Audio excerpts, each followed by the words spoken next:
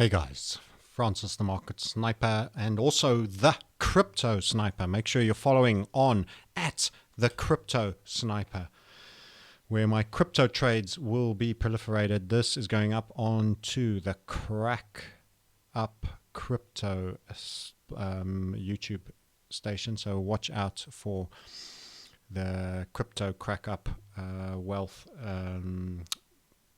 YouTube channel. Anyway, a bit of a mouthful that. What am I doing here? Ethereum, Bitcoin. So this is my take, chaps, and I am technical and I have a reasonably high confidence that this could or should happen. I want to warn you that this is a reasonably high confidence that what I'm going to say could have an eventuality of happening. That doesn't mean I have to be accurate, and I'm talking about accuracy and inaccuracy. There's no ego involved here about right or not right or wrong and all of that. Just want to talk about accuracy because this is a probability based assessment. So I don't know, the market will either make me look foolish or prove this to be accurate. My feeling here is that we've had a change of trend event. So the feeling is derived by real process, not just because I have that gut little twitch. Real process. This was a very deep pullback. It's too flat to this low. This is not upside continuation in my view on balance of probabilities. Listen to the qualifications that are in there. I don't want to sound like a lawyer now, but in my view, on balance of probabilities, this is an insufficiently big second impulse. It's very small relative to this exhaustive move up.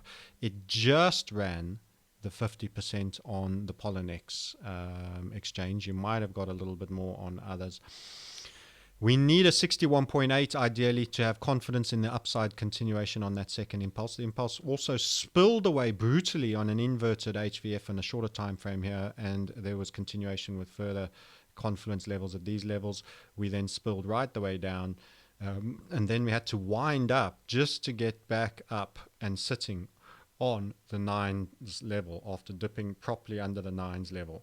We've since spent all day trying to threaten to go up, grinding.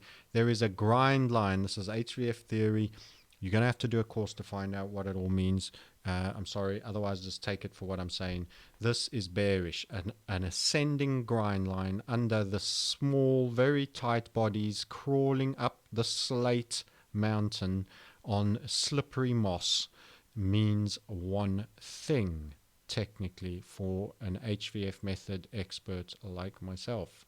And that is that. A brutal sell-off is on its way. In my opinion, on balance of probabilities, I think it is higher than further upside and upside continuation. You can, just before you have that break off, actually have a little final flurry of up, which will have everyone saying, you're wrong.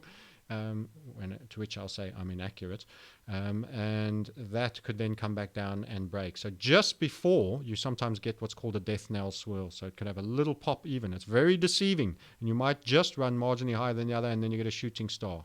Then you sell off brutally. The support will come in late again and will be difficult, and there will be a lack of strength to it.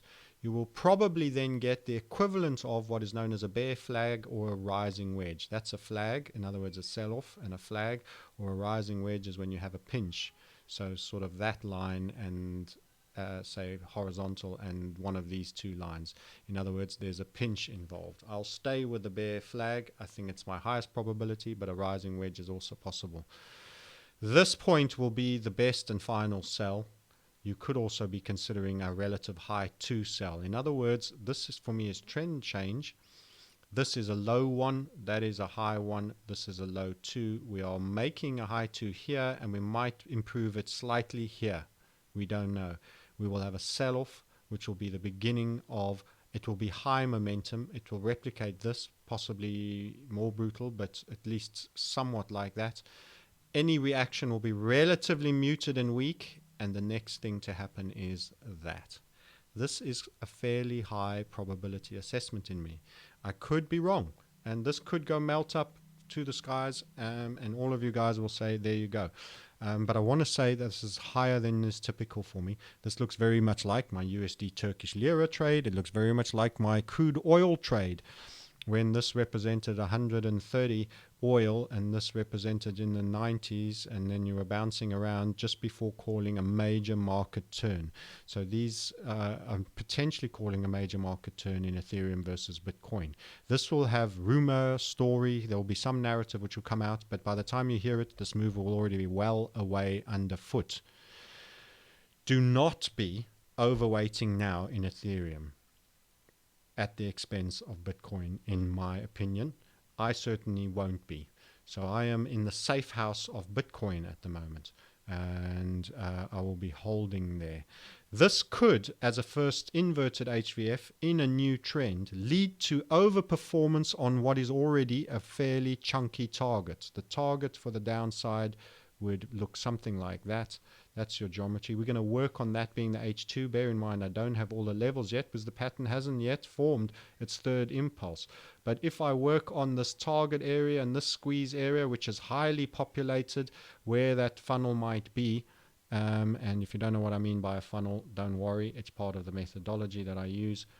I will be projecting down from there.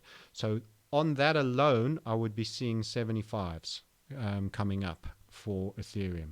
However, as I was saying, I expect overperformance to the downside in instances like that. This in of itself will run the funnel on the upside that was here, that we traded long Ethereum and we were out of Bitcoin. So I'm not an Ethereum hater.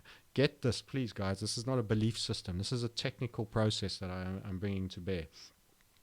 I'm not an Ethereum hater. I've been long Ethereum more than I've been long anything else. This is about being in the right asset class, or the right coin, let's put it that way, at the right moment. And if you're active, by that I mean not day trader thrashing around 5 or 6 times in and out and churning costs. I just mean at the big cycle, on the big time frames, you want to be in the firm coin out of the top 3.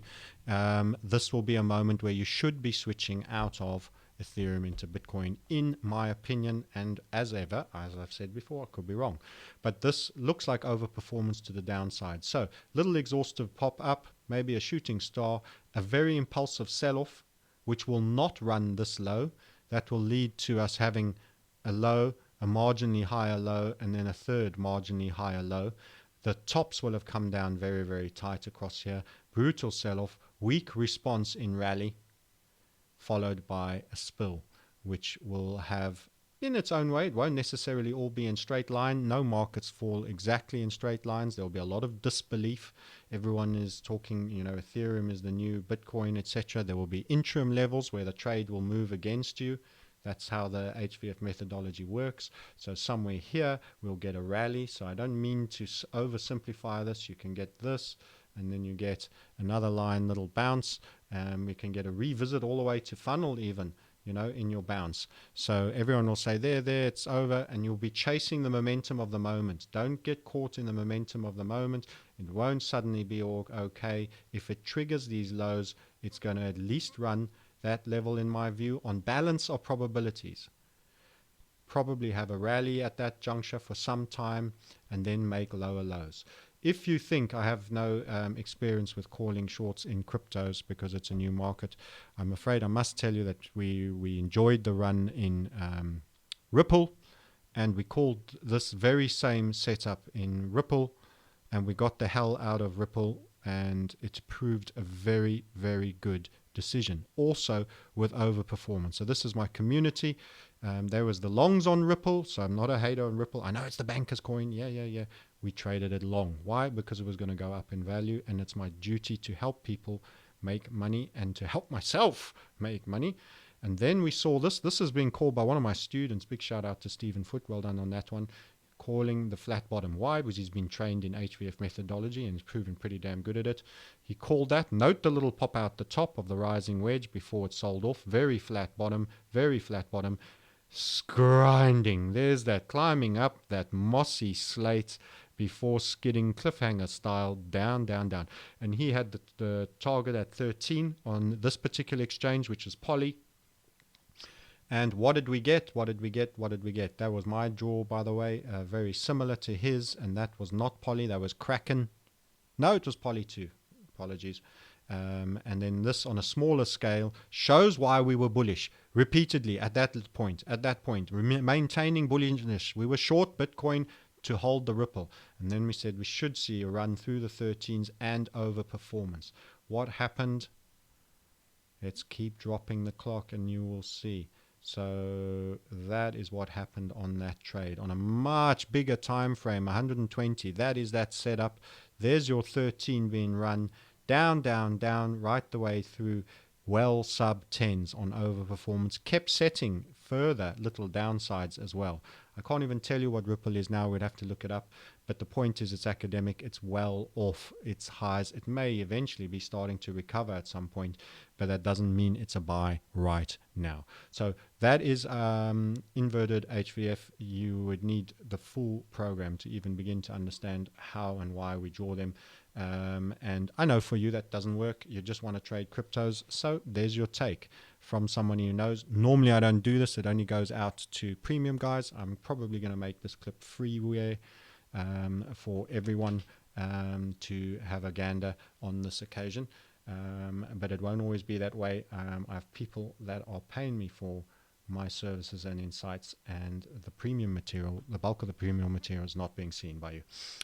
So with that, if you want to find out more, get in touch with support at the Market Sniper. Watch the Ethereum. I could turn out inaccurate. I'm sure you'll all remind me if I am. But on balance of probabilities in an outcome game, which is a probability game, I feel the odds are not stacked in your favor to be a holder of Ethereum at the expense of Bitcoin. That is the thrust of this clip. And with that, I'm going to love you and leave you. There's the silver making all its targets with this chart. Here we go. There's the chart I was looking for. That's the one I was looking for. I will share and publish this idea. Lots of lines, lots of analysis. Beware, beware, beware. Overperformance to the downside that could see sixes and even new lows, maybe even fives, but certainly in the sixes. And the first target where if we were short that we would take off is 75, 0.075. But I do feel the overperformance even could see you dipping below that still. And we have overperformance management that we will utilize, and that is bespoke to the trading course, and you'll see where we get out retrospectively on that if you are a free viewer. That's it. Love you and leave you. Play safe and be careful out there. Don't use leverage. Stay in the game. Good night.